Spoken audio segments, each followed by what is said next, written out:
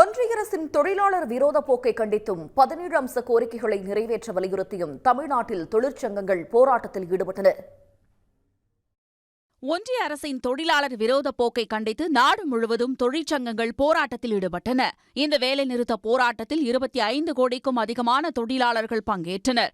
நாடு முழுவதும் விலைவாசி உயர்வை கட்டுப்படுத்த குறைந்தபட்ச ஊதியத்தை அதிகரிக்க, புதிய ஓய்வூதிய திட்டத்தை கைவிட வேண்டும் உள்ளிட்ட 17 அம்ச கோரிக்கைகள் வலியுறுத்தப்பட்டுள்ளன. இந்த நிலையில் தமிழ்நாட்டில் தொமுச, CITU உள்ளிட்ட 13 தொழிற்சங்கங்கள் வேலைநிறுத்தத்தில் ஈடுபட்டன. சென்னையில் பல இடங்களில் மறியல் போராட்டம் நடைபெற்றது.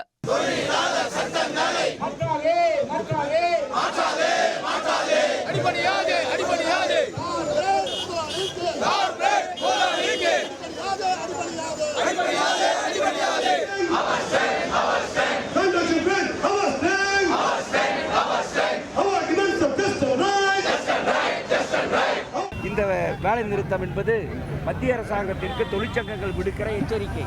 மத்திய அரசாங்கம் தொழிலாளிகளுக்கு, மக்களுக்கு எதிராக தொடுத்திருக்கிற தாக்குதலுக்கு எதிரான திருப்பி தாக்குதல் இது.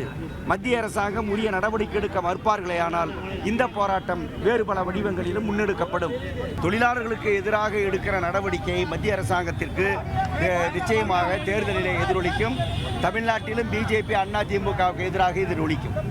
மேலும் கோவை, சேலம், மதுரை, விழுப்புரம் உள்ளிட்ட மாவட்டங்களில் நடைபெற்ற போராட்டத்தில் ஏராளமான தொழிலாளர்கள், விவசாயிகள் பங்கேற்று ஒன்றிய அரசுக்கு எதிராக கண்டன முழக்கங்களை எழுப்பினர்.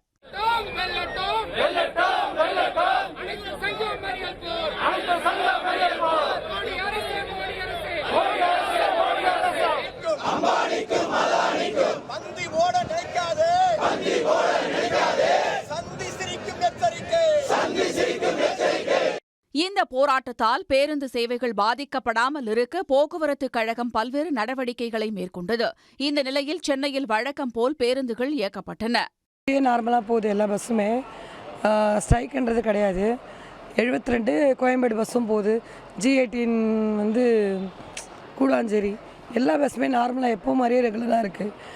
கோவை, குமரி, தென்காசியில் இருந்து கேரளாவுக்கு செல்லும் பேருந்துகள் மட்டும் இயக்கப்படவில்லை. இதனால் கேரளா செல்லும் பயணிகள் கடும் பாதிப்புக்கு உள்ளாக்கினர். தமிழ்நாடு பஸ் பாலக்காடு வரைக்கும் போகணும்னு நினச்சி தான் வந்தேன். ஆனால் தமிழ்நாடு பஸ் ஓடலை. ஆனால் பாக்கி எல்லா பஸ்ஸுமே ஓடுது. தமிழ்நாட்டுக்குள்ளே எல்லா பஸ்ஸும் ஓடுது. கேரளா பார்டர் வரைக்கும் போகிறதில்ல. ஒரு 45 வருஷத்துடைய ஃப்ரெண்டு, அவர் உடம்பு சரியில்லாமல் இருக்கார். அவர் பார்க்கறதுக்காக நான் போகலான்னு சொல்லி கிளம்பி வந்தேன். வந்த இடத்துல இந்த மாதிரி ஆகிப்போச்சு. திருப்பூர் உள்ளிட்ட பல மாவட்டங்களில் வழக்கம் போல் அனைத்து பேருந்துகளும் இயக்கப்பட்டதால் பொதுமக்களுக்கு எந்த பாதிப்பும் ஏற்படவில்லை. உடனுக்குடன் செய்திகளை தெரிந்து கொள்ள சன் நியூஸ் பெல் ஐகானை கிளிக் பண்ணுங்க.